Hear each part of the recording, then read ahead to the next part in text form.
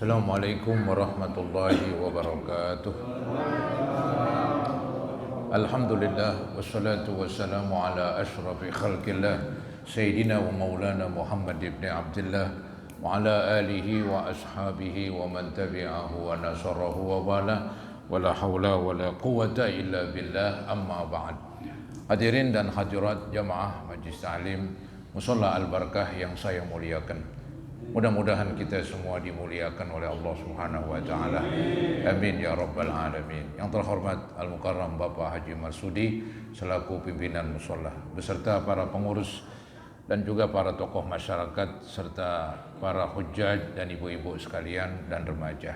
Syukur alhamdulillah pada malam Kamis ini setelah sholat Isya kita enggak langsung pulang, kita menetap dan berdiam di ruangan Musholla Al-Barakah untuk sama-sama mengikuti pengajian. Mudah-mudahan Allah Subhanahu wa taala membalas kehadiran kita dengan balasan pahala yang sebesar-besarnya. Semoga Allah ampuni kekurangan, kesalahan dan dosa-dosa kita, dan semoga dibukakan pintu ilmu yang seluas-luasnya. Amin ya rabbal alamin. Hadirin, malam hari ini giliran kitab hadis. Mudah-mudahan kitab hadis yang kita baca ini insya Allah bermanfaat bagi kita sekalian. Silakan dibuka halaman 490. Iya, hadis ke-9 ya. Ini kita habiskan saudara-saudara ya, biar nanti yang akan datang lagi udah ganti lembaran. Ini masih menerangkan tentang mengharap ya. Jadi orang Islam selalu mengharap. Bahasa kerennya optimisme, begitu kali ya, optimis begitu, jangan pesimis, jangan ya istilahnya merasa ada yang membuat dia jadi tidak senang ya, tidak enak di pikirannya. Buatlah yang optimis, yang enak-enak begitu, dan kita berusaha untuk menjadi orang yang selalu mengharap kebaikan Allah ya.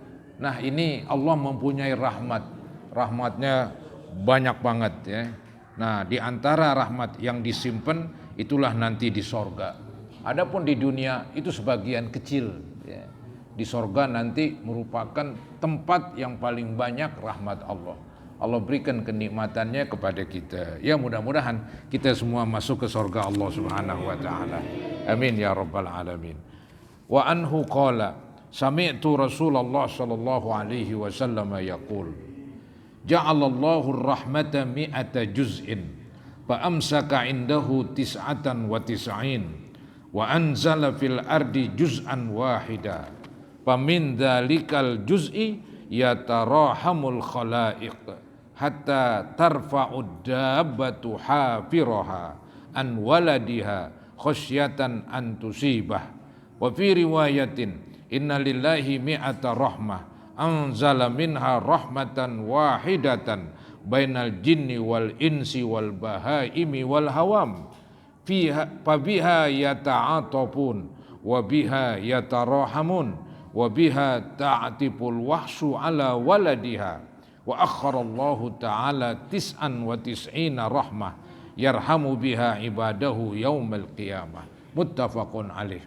Rawahu Muslim aidan min riwayati Salman Al-Farisi radhiyallahu anhu qala Rasulullah sallallahu alaihi wasallam inna lillahi ta'ala mi'ata rahmah faminha rahmah yatarahamu bihal khalqu bainahum wa tis'un wa tis'una liyaumil qiyamah wa fi riwayatin inna Allah ta'ala khalaqa yawma khalaqas samawati wal ard mi'ata rahmah. Kullu rahmatin tibaku ma bainas samai ilal ard. Faja'ala minha fil ardi rahmah. Fabiha ta'atiful walidatu ala waladiha. Wal wahsu wat tayru ba'duha ala ba'd. Fa idza kana yaumul qiyamah akmalaha bihadhihi rahmah.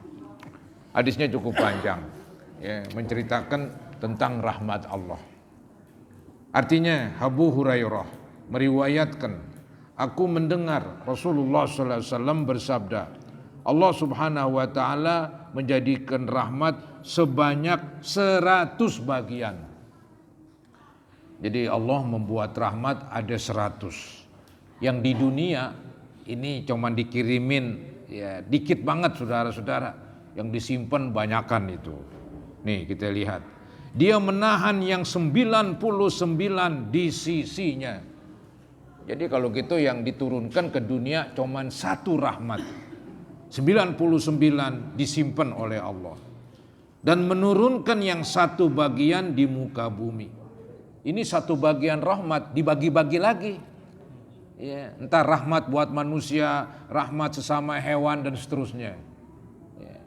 Nah sedikit banget ini rahmat, hebat banget tuh di dunia. Apalagi nanti di akhirat, itu gak kebayang itu. Jadi dikatakan dan menurunkan yang 1 bagian di muka bumi. Maka dari 1 bagian itulah makhluk saling berkasih sayang sampai-sampai seekor binatang mengangkat kakinya agar tidak menginjak anaknya. Dulu ketika orang tua punya sapi kan kita tahu tuh. Sapi beranak begitu ya. Itu orang tuanya dah ya biangnya saudara-saudara nggak nginjak gitu. Nggak injak begitu. Ya, disayang sama anak begitu, dilindungi. Apalagi ayam habis netesin telurnya. Waduh, ada orang diserobot saudara-saudara. Ya, dikekebin. Ada burung goak. Burung yang hitam tuh dilihat di atas begitu. Langsung anaknya dipanggil, dikekebin. Itulah rahmat antara binatang. Hebat banget itu. Itu bukan 1 rahmat, sekian per rahmat dari 1. Ya. Apa 1/10, apa 1/11. Yang penting bukan 1 rahmat itu. Jadi 1 rahmat itu dipecah-pecah. Sampai-sampai yaitu seekor hewan tidak mau menginjak anaknya. Karena ada kasih sayang terhadap anak. Dalam riwayat lain disebutkan, sesungguhnya Allah mempunyai 100 rahmat. 1 di antaranya diturunkan untuk jin, manusia, binatang, dan serangga. Jadi yang 1 itu dipecah-pecah itu. Ya, 1 dibagi-bagi buat bangsa jin, buat hewan, buat serangga, dan buat manusia. Ya. Maka dengan 1 rahmat itu semua saling mengasihi dan saling menyayangi. Ya, rahmat itu kan kasih sayang. Maka dengan rahmat itu sesama makhluk Allah saling mengasihi. Antar manusia, antar hewan, antar jin, antar serangga begitu. Dengannya pula binatang buas bersikap lembut kepada anaknya. Macan ya, buas banget. Ya, singa buas banget. Tapi sama anaknya dielus-elus. Ya, sayang banget ya. Itulah katanya karena Allah ciptakan rahmat pada singa, ya, pada macan, supaya sayang sama anaknya. Kita saudara-saudara ngeliat anak kecil, bayi, bawaannya sayang aja udah. Yang lucunya ini bayi bukan bayi kita ini. Kita ngelihat begitu, kita nggak tega aja saudara-saudara. Ya, bawaannya kasihan begitu. Karena emang Allah program bahwa kita ini para orang tua ngelihat bayi bawaannya udah enak aja. Emang kebetulan tuh bayi belum nakal lagi. Bawaannya sayang. Tapi kalau anaknya nakal dikit kita kesel dan lihatnya. Ya. Ada anak baru gede nakal banget kita kesel saudara-saudara. Kita kesel. Bayi nggak ada yang kesel sama bayi begitu. Walaupun ada juga tuh perempuan habis melahirkan bayinya dibuang ke sampah. Nauzubillah. Ya. Kasih sayang, rahmatnya itu. Ya. Jadi dengan 1 rahmat itu semua saling mengasihi dan saling menyayangi. Dengannya pula binatang buas bersikap lembut kepada anaknya. Lalu Allah menunda yang 99 untuk hamba-hambanya di hari kiamat, yaitu di sorga Allah Subhanahu wa ta'ala. Nanti di sorga tuh 99 rahmat, bukan main nikmatnya itu. Hebat sekali. Ini yang satu ini yang dipecah-pecah di dunia begitu hebat. Ya, apalagi nanti itu di sorga. Maka saudara-saudara yang miskin nggak usah merasa minder. Nanti kalau dia meninggal dan dia berbuat baik di dunia, masuk sorga paling dulu. Wah, sorga lebih hebat daripada dunia 100 kali lipat. Ya, jadi dunia ini tempat ujian. Yang miskin diuji dengan kemiskinannya, yang kaya diuji dengan kekayaannya. Bukan berarti orang miskin dihinakan, bukan berarti orang kaya dimuliakan. Kemuliaan seseorang dengan ketakwaan. Inna akramakum indallahi atqakum. Sesungguhnya yang paling mulia di antara kamu adalah yang paling bertakwa. Maka orang yang bertakwa nanti di sorga betul-betul menikmati rahmat, berpuluh-puluh rahmat ya. Begitu besar begitu ya. Hadis muttafaqun alaih. Muslim juga menuturkan dari riwayat Salman Al-Farisi radhiyallahu an. Maksudnya ini ada riwayat Imam Muslim. Ya, Imam Muslim meriwayatkan hadis dari Salman Al-Farisi, sahabat Nabi radhiyallahu an, yang berkata bahwa Rasulullah sallallahu alaihi wasallam bersabda, sesungguhnya Allah mempunyai 100 rahmat, di antaranya ada satu rahmat yang dengannya segenap makhluk saling mengasihi dan menyayangi di antara mereka. Itu satu rahmat dipecah-pecah sehingga saling menyayangi itu antar makhluk. Sedangkan yang 99 untuk hari kiamat nanti di sorga. Kalau di neraka nggak ada rahmat Allah. Di situ kemurkaan Allah, bukan kasih sayang Allah di neraka. Ya, mudah-mudahan Allah jauhkan dari neraka kita ya. Amin ya rabbal alamin. Juga disebutkan, balik halaman 492. Juga disebutkan dalam riwayat lain, Allah Ta'ala menciptakan di saat dia menciptakan langit dan bumi 100 rahmat ya. Setiap satu rahmatnya memenuhi langit dan bumi. Gambarannya Allah menciptakan 100. Satu aja itu rahmatnya sepenuh langit dan bumi. Begitu. Banyak banget itu ya. Dia menciptakan langit dan bumi 100 rahmat. Setiap satu rahmatnya memenuhi langit dan bumi. Kemudian Allah menjadikan satu rahmat untuk bumi yang dengannya seorang ibu mengasihi anaknya. Ya, seorang ibu mengasihi anaknya. Dan emang benar begitu. Itu bawaan ibu tuh sama anak bawaannya sayang aja. Kalau bapak kadang-kadang lain ya kan. Dia nggak ngeluarin saudara-saudara. Lain begitu. Kalau ibu itu bawaannya sayang dia sama anak. Kadang-kadang bapaknya marah-marahin anak, dia yang marah ntar. Ya. Begitulah katanya. Ini salah satu rahmat yang Allah turunkan ke bumi dengan bukti seorang ibu mengasihi anaknya. Binatang buas dan burung saling mengasihi satu sama lainnya. Lalu pada hari kiamat Allah menyempurnakan rahmat tersebut yang 99 yaitu di sorga. Pelajaran-pelajaran hadis. Satu, bahwa rahmat atau kasih sayang yang Allah jadikan berada di hati para hamba merupakan ciptaannya. Jadi kasih sayang itu kan adanya di hati kita. Perasaan sayang sama orang itu adanya bersumber di hati kita begitu. Hewan juga begitu, semuanya. Sumber sayang itu ada di hati. Itu yang disebut bahwa rahmat atau kasih sayang yang Allah jadikan berada di hati para hamba, merupakan ciptaannya. Jadi rahmat itu ciptaan Allah memang. Kebaikan yang Allah turunkan kepada mereka adalah karena kemurahannya. Jadi Allah sangat murah sehingga menurunkan rahmat. Cuman baru satu, itu udah hebat banget begitu. Ya. Semua itu merupakan sebagian dari apa yang Allah simpan untuk hamba-hamba yang beriman di hari kiamat. Nah itu sisanya nanti di hari kiamat Allah akan berikan. Nomor 2, Kesimpulan nomor 2, hal itu merupakan harapan dan berita gembira paling besar bagi orang-orang beriman. Jadi orang-orang beriman dia enggak pesimis di dunia walaupun hidupnya melarat. Selama dia bertakwa, dia penuh harapan. Nanti di sorga paling hebat dia. Jangan-jangan dia duluan masuk sorga dari orang kaya. Kok bisa duluan? Karena orang miskin enggak banyak pertanyaan. Apa yang mau ditanya?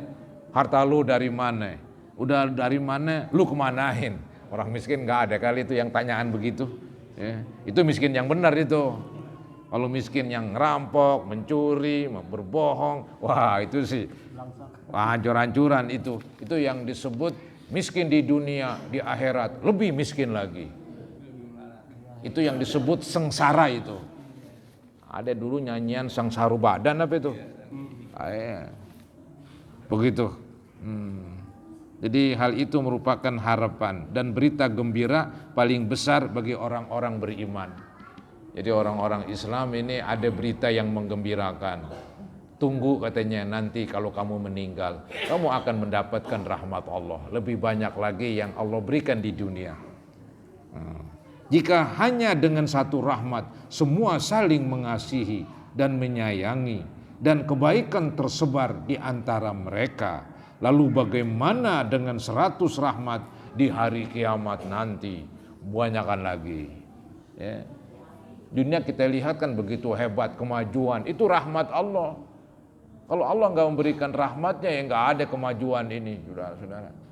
Allah beri ilham kepada manusia sehingga manusia bikin ini, bikin itu, manusia bikin AC, jadi orang yang hadir jadi nyaman misalnya dalam pengajian.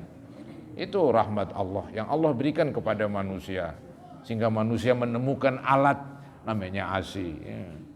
Itu rahmat Allah. Di sorga lebih hebat lagi udah. Terakhir, hadis terakhir ya, nomor 10. Ini juga masih tentang harapan. Tadi kan ada harapan. Ya. Harapan rahmat Allah di sorga itu lebih banyak dibandingkan di dunia. Wa anhu anin nabiyyi sallallahu alaihi wasallam fima yahqi an rabbih tabaraka wa ta'ala qala aznaba abdun zamban faqala Allahumma ighfirli zambi wa qala Allah tabaraka wa ta'ala aznaba abdi zamban fa'alima anna lahu rabban yaghfiru zamba wa ya'khuzu bizamb summa ada fa aznaba faqala ay rabbi ighfirli zambi faqala tabaraka wa ta'ala aznaba abdi zamban fa'alima anna lahu rabban yaghfiru zamb wa ya'khuzu bizambi summa ada fa aznaba faqala ay rabbi ighfirli zambi faqala tabaraka wa ta'ala aznaba abdi zamban fa'alima anna lahu rabban yaghfiru zamba wa ya'khuzu bizambi qad ghafartu li abdi falyaf'al ma syaa muttafaqun alaih. Ini cerita orang yang berbuat dosa. Ketika dia berbuat dosa, dia bertobat, diminta maaf, Allah ampunin. Begitu. Itu hebatnya Allah itu. Ya. Anggaplah setelah sekian tahun nakal lagi, bertobat lagi, Allah ampunin lagi. Selama dia bertobat. Jadi selama orang bertobat, ya, kan syarat-syarat tobat 3. Pertama, berhenti dari kenakalan. Anggap dulu saya suka berjudi, berhenti dari berjudi. Kedua, menyesal kenapa dulu gue berjudi, begitu. Yang ketiga, niat nggak bakalan balik lagi. Ini nih mesti ada. Walaupun setelah seminggu 2 minggu temennya ajakin judi lagi, mau lagi dia, kambuh lagi.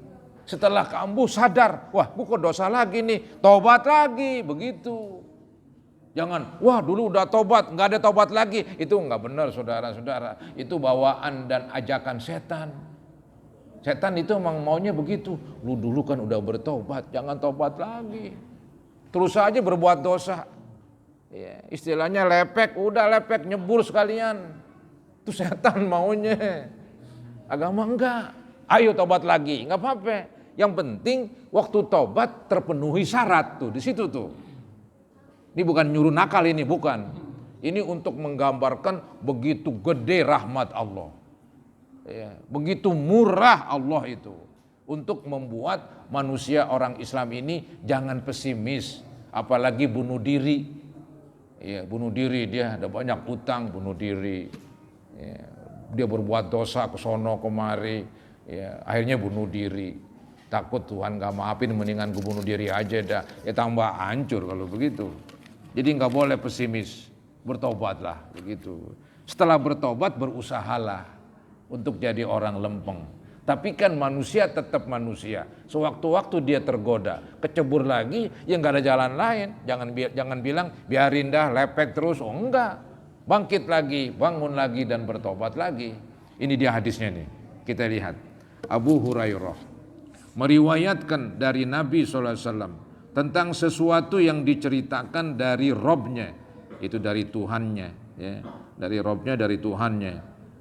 Tabaraka wa ta'ala. Seorang hamba, ini hadis qudsi saudara-saudara, ini hadis qudsi ini. Hadis qudsi itu firman Allah. Beda dengan Al-Quran. Kalau Al-Quran kan maknanya dari Allah, kalimatnya dari Allah. Kalau hadis qudsi kalimatnya itu dari Nabi Muhammad, ya, isinya ya dari Allah itu hadis qudsi. Nih, apa nih Allah berfirman? Seorang hamba berbuat dosa. Allah cerita ini. Lalu ia berkata, itu hamba yang berbuat dosa ngomong tuh, ya Allah, ampunilah dosaku. Nah, kemudian apa jawab Allah? Kemudian Allah tabaraka wa ta'ala berfirman. Allah jawab nih, hambaku melakukan dosa. Lalu ia tahu bahwa dirinya mempunyai Rabb. Dirinya mempunyai Tuhan. Begitu. Itu hambaku berbuat dosa, tapi dia sadar, ya, sadar bahwa dirinya mempunyai Tuhan yang mengampuni, tuh, Rabb yang mengampuni dan menghukumnya. Dia sadar, dia tahu Tuhan bisa mengampunin dan bisa menghukum, begitu. Setelah itu ia kembali melakukan dosa. Nah, ini dosa kedua ini. Jadi tadi dia udah minta ampun tuh. Tadi kan ada tuh, ya Allah ampunilah dosaku. Itu diminta ampun itu. Nah Allah gambarkan, ya, apa gambaran Allah? Yaitu Allah berfirman, hambaku melakukan dosa. Lalu ia tahu bahwa dirinya mempunyai Tuhan, mempunyai Rabb yang mengampuni dan menghukumnya. Setelah itu ia kembali melakukan dosa dan berkata, ya Rabb ampunilah dosaku. Ini yang kedua ini. Jadi yang pertama sah karena memenuhi syarat. Apa syaratnya? 3 tadi. Syaratnya 3 begitu. Tentu kecebur lagi. Namanya manusia yang goda banyak banget. Hawa nafsu godain. Setan sudahan. Temen ngajakin. Lingkungan enggak mendukung. Akhirnya kecebur lagi. Ya. Enggak tobat sambal. Tobat sambal adalah tobat enggak memenuhi syarat. Tuh begitu. Iya, dia enggak memenuhi syarat. Tadi kan syaratnya kan kalau tobat ada 3 nih. Berhenti, ya, nyesel, niat enggak bakalan balik. Ini yang penting ada di hatinya, dia udah niat enggak bakalan balik lagi dah. Tapi namanya orang tetap orang. Tercebur lagi dia. Jadi tobat yang dulu sah karena sudah memenuhi syarat. Nah, sekarang nakal lagi. Ya enggak ada jalan lain, ngapain lagi dah? Tobat lagi, begitu. Emang pandangan orang itu tobat sambal.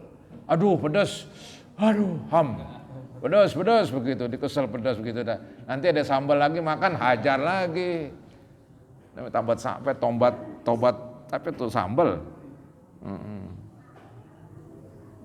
Kalau tobat sambal, dia nggak menyesal.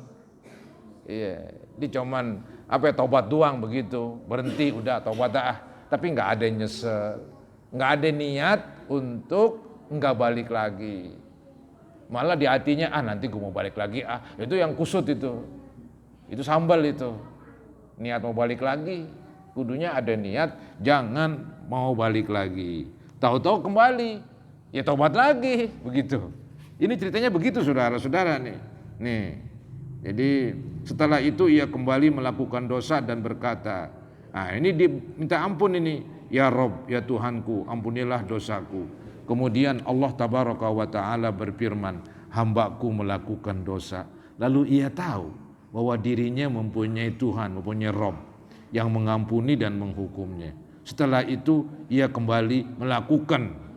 Ini yang ketiga kali nih, dosa lagi dia. Dan berkata, ya Rabb, ya Tuhan, ampunilah dosaku.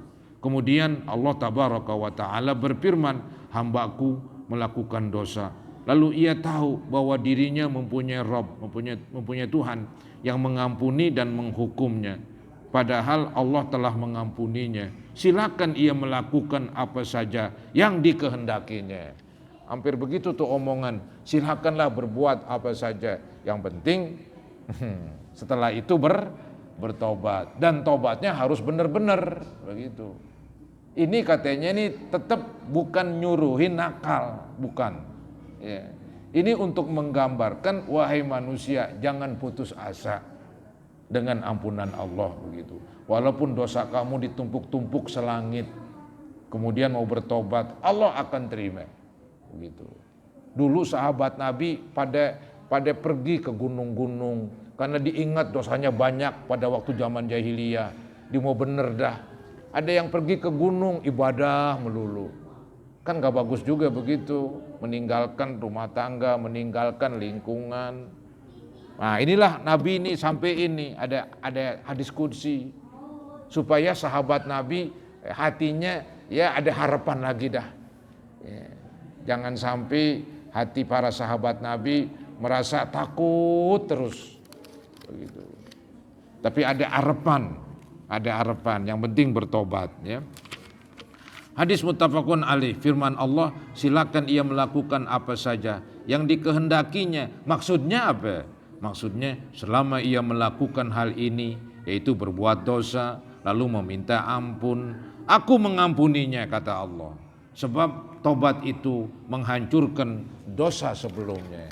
Asalkan tobatnya memenuhi syarat. Kalau kita dosa kepada manusia, tambah satu tuh syaratnya.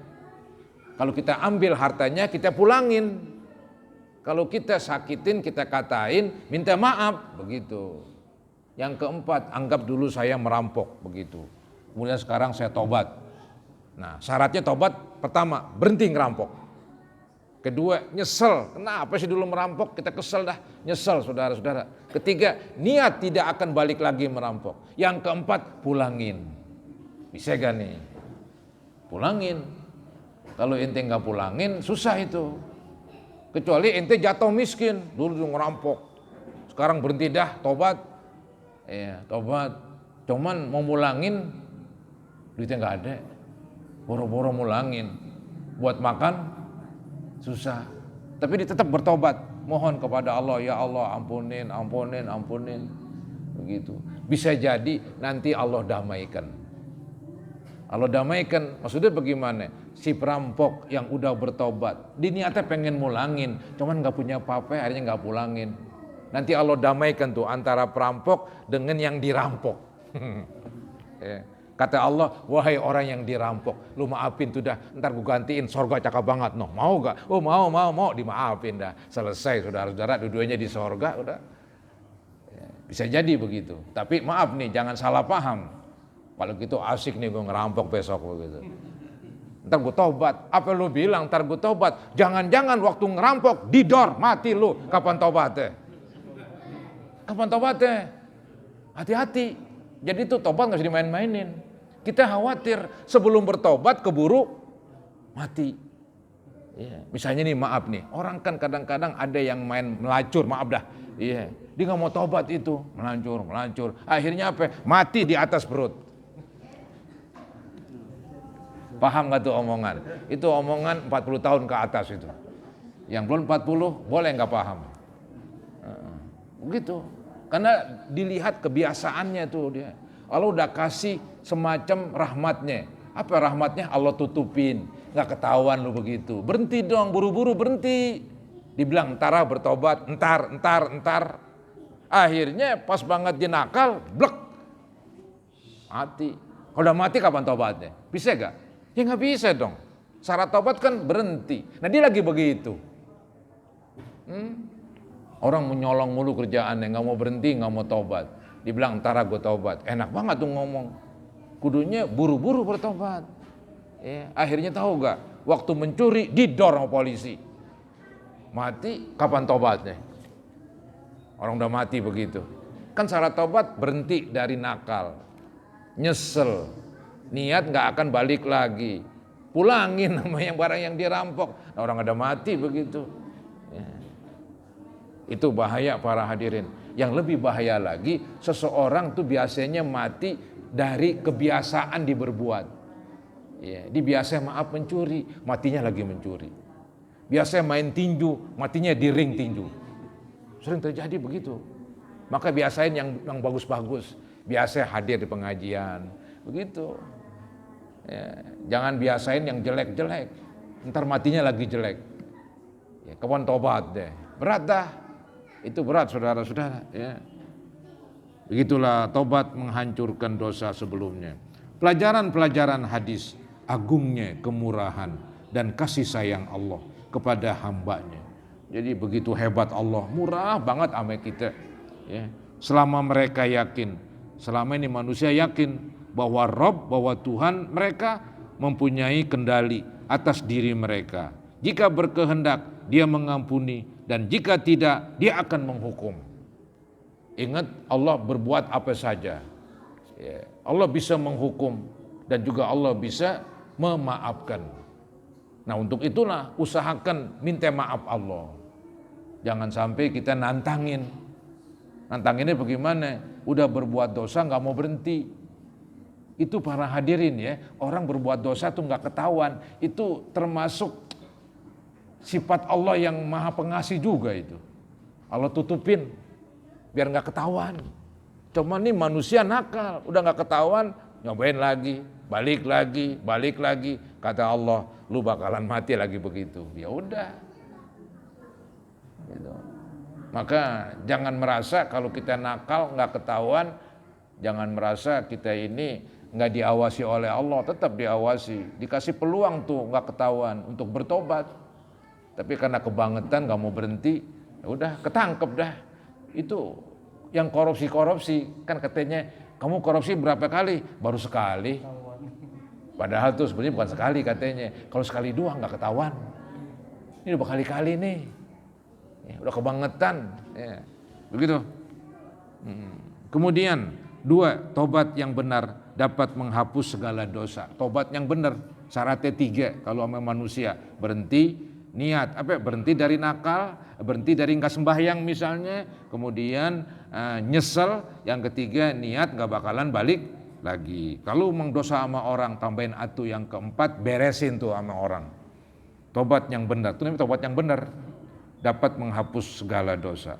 Nomor 3, seseorang yang beriman kepada Allah, hatinya menjadi bersih dengan tobat dan selalu berharap akan ampunan Tuhannya. Oleh karena itu, ia segera memperbaiki diri itu. Orang yang bertobat, hatinya udah bersih, akhirnya semangat beribadah, bukan semangat balik lagi. Biasanya begitu. Jadi selalu seseorang yang beriman kepada Allah, hatinya menjadi bersih dengan tobat dan selalu berharap akan ampunan Tuhannya. Oleh karena itu, ia segera memperbaiki diri dan melakukan kebaikan. Jika melakukan dosa, segera ia sadar lalu bertobat, kemudian tidak terus-menerus melakukan maksiat. Di dalam hatinya nggak ada tuh keinginan terus-menerus. Hatinya mengatakan gue mau berhenti gitu. Ya. Tapi kadang-kadang kan manusia emang demikianlah, banyak godaan, akhirnya terjerumus lagi. Kalau sudah terjerumus, segera bertobat. Dan usahakan jangan balik lagi. Ya, mudah-mudahan apa yang saya bahas pada malam hari ini bermanfaat bagi kita sekalian. Amin ya rabbal alamin. Ada pertanyaan? Saya persilakan. Kalau tobat malah jelas 3. Kalau manusia ini yang pernah dizolimin tuh ngembaliin barangnya gimana kalau orang nggak ada gitu? Kalau orang yang nggak ada, kembaliin kepada ahli waris, kepada anaknya. Anak yang nggak ada, kepada cucunya. Cari sono, cari kemari, nggak ada juga. Nah, bagaimana caranya? Kita sedekahin tuh duit seharga yang kita colong. Dulu kita colong 5 juta. Ya, si anu kita colong, si anu kita colong, kita jumlahin ada 50 juta. Kita punya duit, kita sedekahin seharga 50 juta. Niatin untuk bayar duit orang-orang yang kita curi. Insya Allah Allah terima cara begitu. Itu namanya berusaha. Dia punya duit nggak mau ganti. Ya. Yang mau digantiin orangnya nggak ada. Gampang caranya, sedekahin seharga barang yang dicuri. Kemudian setelah disedekahin, ya istilahnya bertobat terus, dimohon kepada Allah biar Allah ampunin, biar Allah redoin. Ya, Allah akan redoin itu. Ya. Jadi kembali lagi, kalau kita mau bertobat, yang ada hubungan kepada manusia, ya kembaliin. Kalau nggak ada dia, kembalikan kepada ahli waris, anak atau cucu. Kalau nggak ada juga, udah sedekahin. Kemana kedah atur ya. Dengan niat, kalau ente nggak niatin tuh pahalanya buat ente doang, tetap masih punya utang. Dengan niat sedekah itu pahalanya buat orang-orang yang kita ambil hartanya, begitu. Mumpung masih di dunia, sebelum kita meninggal bayarin. Kalau di akhirat serem ntar, kita bayar pakai pahala sembahyang kita, anggap dulu kita ambil harta orang, kita bayar tuh di akhirat. Ya, pahala sholat kita kasih. Ntar masih kurang pahala haji kita, pahala zakat kita. Bisa-bisa kita bangkrut saudara-saudara. Akhirnya diseret, dimasukin ke dalam neraka. Karena nggak mau bayar waktu di dunia. Mumpung di dunia itu masih laku duit. Di akhirat udah nggak ada laku tuh duit. Yang berlaku dosa dan pahala. Pahala kita tuh diambilin. Buat orang yang kita sakitin. Seandainya nih pahala udah habis, apa akibatnya? Dosa orang yang kita sakitin ditibanin kita. Mendem udah. Mendem bangkrut habis-habisan. Maka tuh janganlah menyakiti orang. Janganlah mengambil hak orang lain. Itu yang paling penting hidup. Ya mudah-mudahanlah Allah berikan perlindungan kepada kita, dijauhkan daripada dosa. Nah, para hadirin, mari kita baca Ummul Quran suratul Fatihah. Semoga Allah Subhanahu wa taala menyampaikan pahalanya kepada para orang tua kita. Kita enggak sebutin namanya, Allah lebih tahu. Semoga mereka Allah ampuni mereka, dan semoga mereka juga dimasukkan ke dalam surga Allah Subhanahu wa taala. Begitu juga anak-anak kita yang mungkin ada yang meninggal, istri, mertua, semoga Allah ampuni mereka dan semoga Allah ampuni kita sekalian. Al-Fatihah ala ma nawaina wa ala ma nawaitum wa ala ma nawal hadirun wa ila hadratin nabi Rasulullah sallallahu alaihi wasallam. Al-Fatihah. A'udzu billahi minasyaitonir rajim. Alhamdulillahi rabbil alamin. Iyyaka na'budu wa iyyaka nasta'in. Ihdinas siratal mustaqim. Siratal ladzina an'amta 'alaihim ghairil maghdubi 'alaihim waladdallin. Astaghfirullahalazim, astaghfirullahalazim, astaghfirullahalazim. Allahumma salli ala sayyidina Muhammad wa ala ali sayyidina Muhammad wa sallim tasliman katsira walhamdulillahi rabbil alamin. Allahumma ighfir dzunubana, Allahumma ighfir dzunubana wa dzunuba abaina wa ummahatina wa ajdadina wa jaddatina wa muallimina wa masyayikhina wa liman lahu haqqun alaina wa li jami'il muslimina wal muslimat wal mu'minina wal mu'minat al ahya'i minhum wal amwat. Rabbana taqabbal minna innaka antas samiul alim wa tub alaina innaka antat tawwabur rahim. Rabbana atina fid dunya hasanah wa fil akhirati hasanah wa qina azabannar. Wa sallallahu ala sayyidina Muhammadin wa ala alihi wa sahbihi wa sallam. Alhamdulillahi rabbil alamin. Kurang lebihnya mohon maaf. Assalamualaikum warahmatullahi wabarakatuh.